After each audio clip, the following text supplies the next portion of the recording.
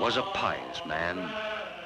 Every year on St. Bartholomew's Day, the cross of Montbreth Chapel was carried in procession around the castle, while fervent prayers were offered for the liberation of the Holy Land from the infidel Muslims. The Lord's sons, Philip and Stephen, carried the cross as they followed their father in the procession. On this particular day, their prayers were disturbed by the sound of hoofbeats. A messenger. The guard let him pass, for he came from the Count of Beaulieu, the overlord and protector of Montbreth and of this entire county.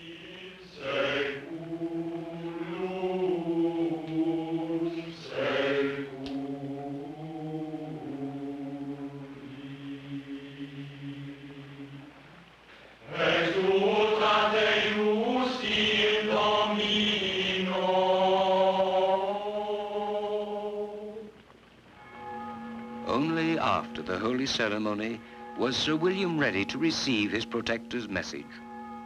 It was a call from the Count of Beaulieu to his vassals to follow him to the town of Clermont in the south of France to hear Pope Urban II speak on matters of the greatest import. In the 11th century, the Christian world was beset with many grave problems. The map of Europe was a patchwork of many independent empires, kingdoms, duchies, principalities, papal holdings, and feudal estates, one warring against the other. Even the Christian church was divided into the Latin or Roman and the Greek or Eastern Christian church. In the West, Christianity was further weakened by the quarrels between the Pope and powerful rulers over the right to name bishops. In the East, the Christian Byzantine Empire was threatened by the advancing Turks. To cope with these problems, Pope Urban II traveled from Italy to France, holding councils with bishops and abbots and discussing the threats against Christianity.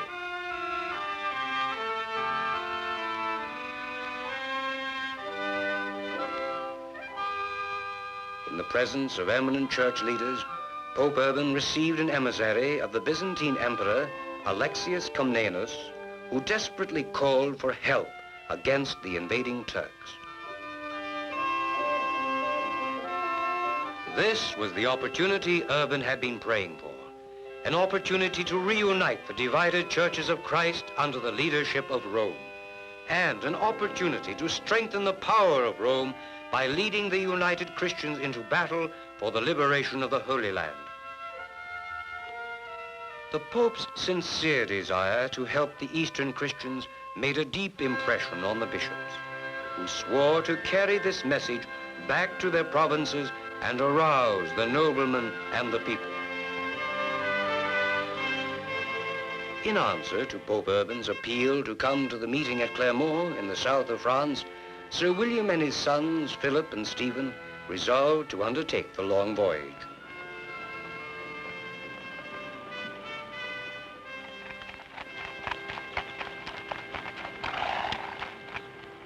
They ordered out their horses and took leave of their families. Together, they set out to join their overlord and protector, the Count of Beaulieu, with whom they were to ride to Clermont.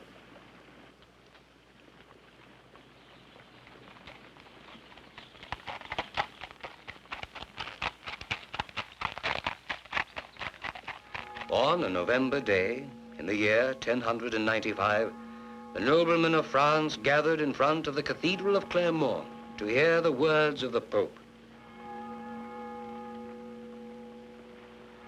The Knights of Montbreth were among them.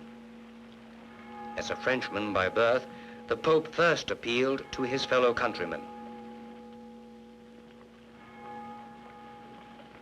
O race of Franks, race from over the mountains, race chosen and beloved by God, let the deeds of your ancestors move you and incite your minds to manly achievements.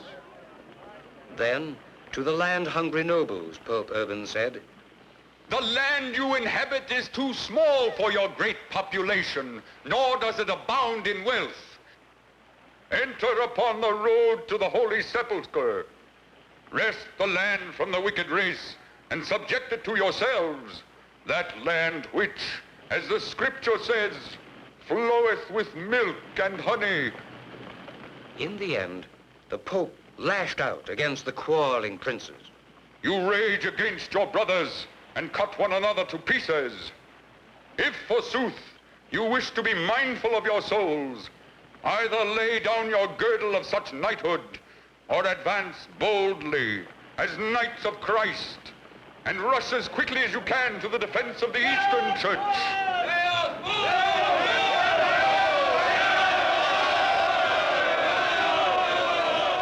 It is the will of God. These words inspired a great wave of religious fervor.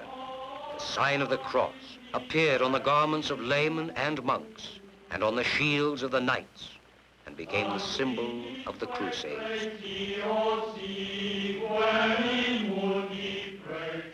Rapidly, religious fervor spread across France. Itinerant preachers carried it from village to village. One of them, Peter the Hermit, came to Montbreth to bring the cross to Sir William's lowly serfs.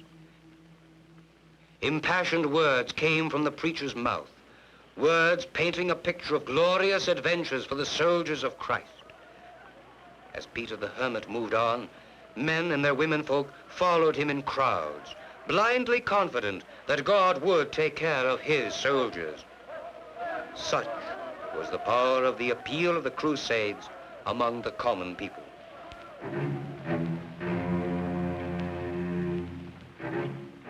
But the leading noblemen of France were cautious. William of Montbreth pointed out to the Pope's emissary that it is not on faith alone that soldiers march. It takes money and leadership to organize a fighting force. Only the firm assurances of salvation in heaven and protection on earth persuaded the barons to make the voyage of God, for it was a dangerous and costly undertaking. But the hope of gaining salvation, treasure, and new lands moved Sir William and many other noblemen to arm for the crusade.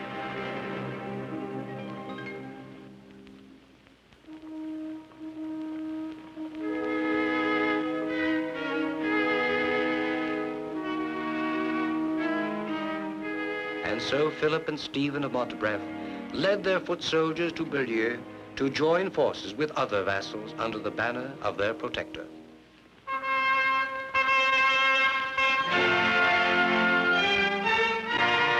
While it was a great sacrifice for the Montbreths to get horses and armor, it was an even more difficult undertaking for their protector and master, the Count of Beaulieu.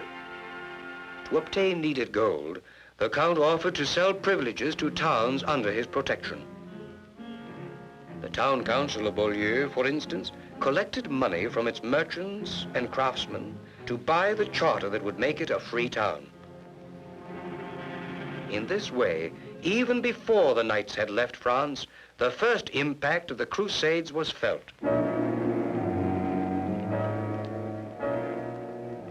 The first Crusaders to march across Europe to the east were the peasants. They never reached the Holy Land. The Turks massacred them as soon as they crossed into Asia Minor. The Western knights, marching in small groups, each under the banner of their own master, took different routes to Constantinople, from where they hoped to cross into Asia Minor on Byzantine ships. Leaving behind them a trail of plunder and terror, they finally reached Constantinople late in the year 1096. Philip and Stephen of Montbreth were heading a small advance party of the army of the Count of Beaulieu when they first sighted Constantinople. They stopped in awe. It was an imposing sight, truly the capital of a great empire.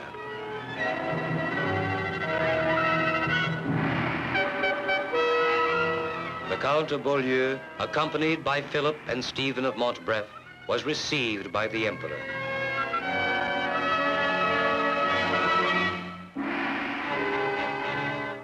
The Count asked Alexius for ships to take the knights across the narrow seas to Asia Minor. Emperor Alexius refused to let the Western armies enter Constantinople for fear they would plunder his capital. Even though Alexius was hard-pressed by the advancing Turks, he withheld his ships until the Western Knights were ready to swear solemnly that they would hand over to him all territories they might liberate that had once belonged to his empire. And so, after much violence, threat, and dispute, the Crusaders crossed the sea from Europe to the Near East. Meanwhile, the people at Montbreth were also feeling the impact of the Crusades. Whenever word reached the castle that a priest or a warrior had returned from the east, a rider was dispatched to bring him to Montbreth.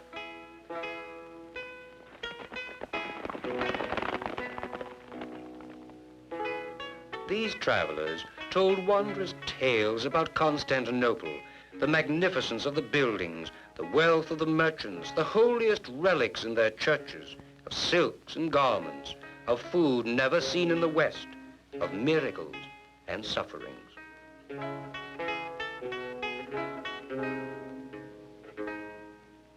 Philip's wife, Lady Genevieve, admired the beautiful silks and jewels, but in her heart, she longed for news from her husband. Letters were rare, even though Philip had spent many a night writing to his family. My dearly beloved wife, Genevieve, here follows my story from the day when we left the Emperor's capital. Pursuing the most iniquitous Turks through desert and a land without water, we came upon Nicaea, the Sultan's capital. By summer, we drove the Turks out and turned the city over to Emperor Alexius, as we had sworn to do. We kept going on through such desert land where most of our horses perished. At long last, we reached the town of Edessa. There the Count Baldwin left us with his men to marry a native princess with whom he founded the county of Edessa. We others continued on our way. Finally, our knights reached the valley in which is situated Antioch, which is the capital of all Syria. We captured the city, and there we hoped to rest. But the evil Turks returned to the city and surrounded us, cutting off our supplies.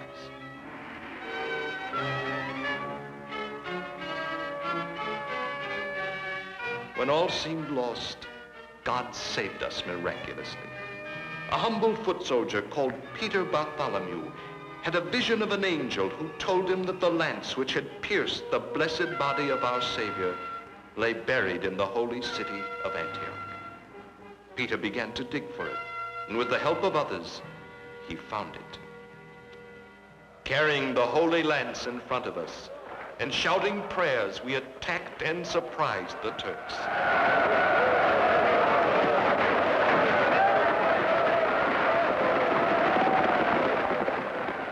An important victory was ours. Now I want you to know that soon we shall be marching again. This time, with God's help, we shall not stop until we sight the holy city.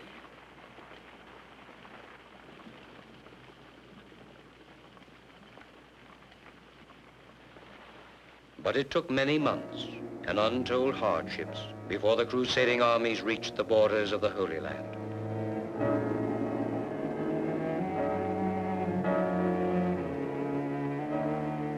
They marched past ruins of pagan cities, bigger than anything they had ever seen in their own lands. Finally, the Crusaders crossed into Palestine. To Philip of Montbreth and his soldiers, this did not look like the promised land where milk and honey floweth. Now and then, the knights were fortunate to chance upon a shepherd, whom they forced to follow along with his flock, which would provide food for the Crusaders.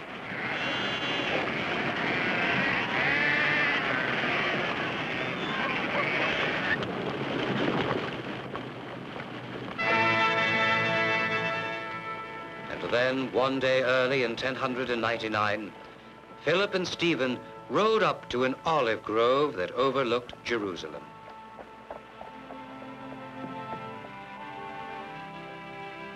There it was, the holy city, the goal of almost 3 years of travel.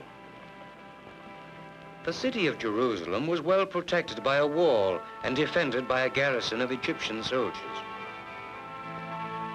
The Crusaders settled down for a long siege. Provisions were short and water scarce.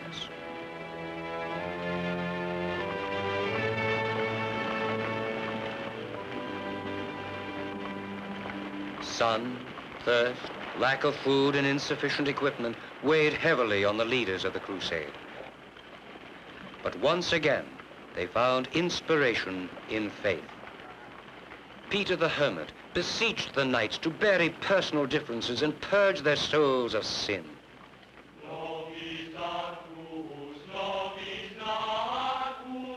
On July 8th, 1099, the bishops, abbots, and monks led the Crusaders on a march of penitence around the walls of Jerusalem. The Egyptian garrison inside the city let the penitents pass without molesting them. They thought them fools to walk around the city wall with the sun bearing down upon them. But the Crusaders found new inspiration and went to work. During the next few days, they secretly built equipment whereby the city was to be assaulted. Then, fortified by prayers, the Christians made an all-out assault during the night of July 13th.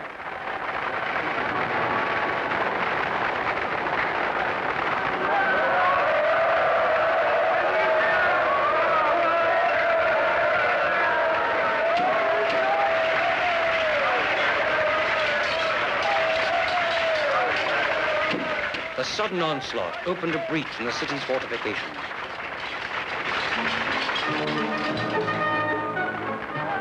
When the sun rose, a second wave of Crusaders attacked the weakened fortification.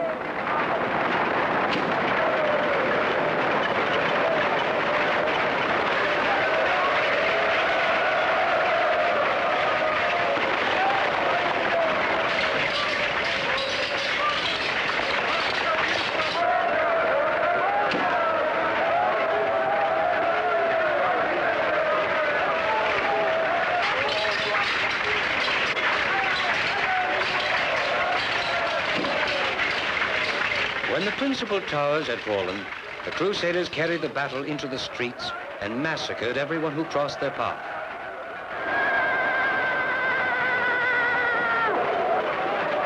Plunder, destruction, and butchery lasted throughout the day. The Crusaders fought in small groups, each under its own leader. No overall scheme of attack was ever planned. By next morning, the victory was almost complete. The wounded began to return to the Crusaders' encampment. Among them was Philip of Mont. Philip was ambushed by a band of Egyptian soldiers and struck down. The Beaulieu chaplain found him and ordered 2-foot soldiers to carry him to his tent.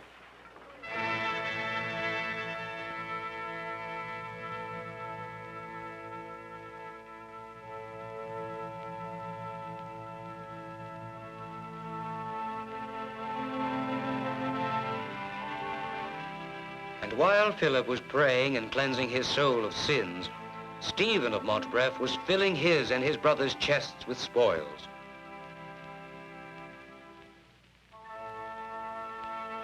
So ended the first and only great crusade.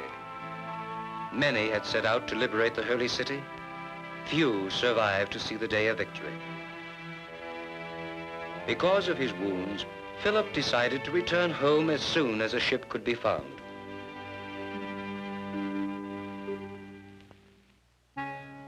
Before winter snows had closed the roads, Philip of Mont was once again home, greeting the daughter he had never seen and giving thanks for his safe return.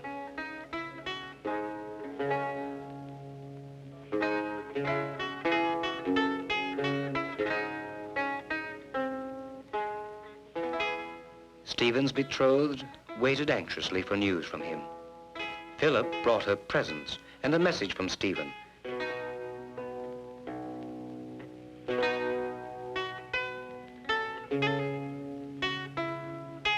She was to join Stephen in Palestine, where he had remained as a baron of the Kingdom of Jerusalem. In Palestine, Stephen founded the manor of New Montbreth in the vicinity of the harbor of Joppa. It was a feudal manor, much like Montbreth in France. But the new lords of the Latin Kingdom of Jerusalem quickly fell under the influence of the more civilized environment and accepted many of its customs.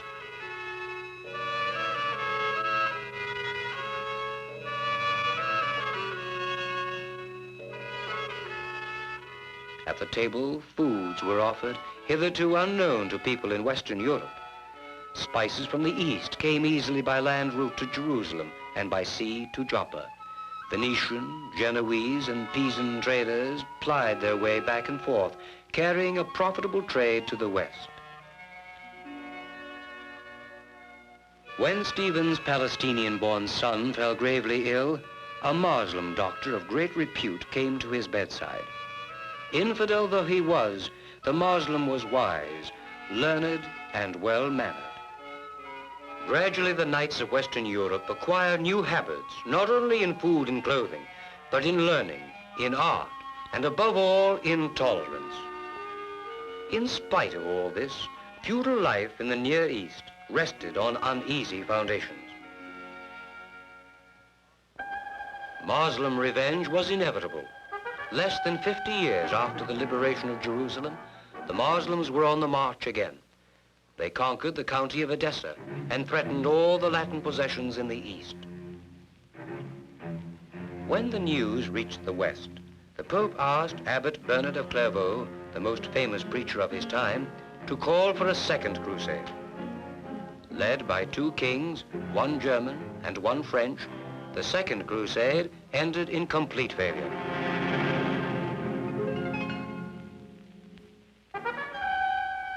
Late in the 12th century, a strong Muslim leader emerged.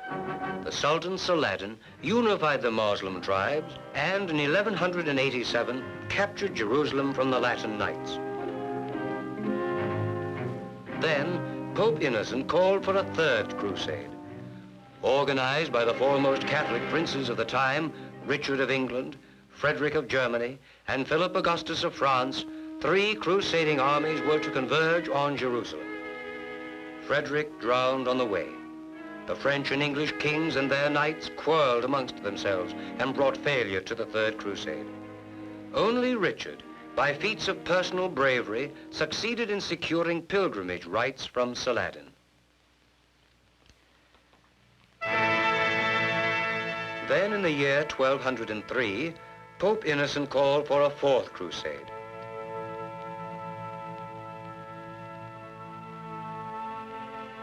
To pay the Venetians for needed ships, the crusading knights agreed to fight the Byzantine emperor first. They sailed to Constantinople and conquered this Christian city for the Venetians. In 1204, they founded a short-lived Latin kingdom in Byzantium. That was all the Fourth Crusade accomplished. In 1270, one of the last Christian fortresses fell to the Muslims. And by the end of the century, the Christian knights were driven out of the Near East. The castle at Montbreth in France took all these changes in stride. Crusaders and sons of Crusaders returned to the West and brought with them new experiences and new habits that left a mark on the heirs of Montbreth. New towers were added, new materials tried, new ways of life tested. Crops at Montbreth were improved by new methods of agriculture. Windmills, like those used in the East, now helped irrigate the fields of the manor. From the East, new kinds of merchandise appeared in the market of Montbreth with names that carried the flavor of faraway places. Muslins from Mosul, damasks from Damascus, rugs and carpets with arabesque patterns.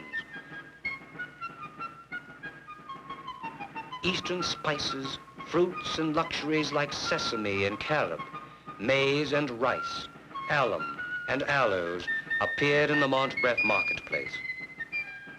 The noble ladies of Montbreth sometimes ventured into the market to trade with Italian merchants, using new coins to pay for their purchases. The florin, minted in Florence, the ducat from Venice.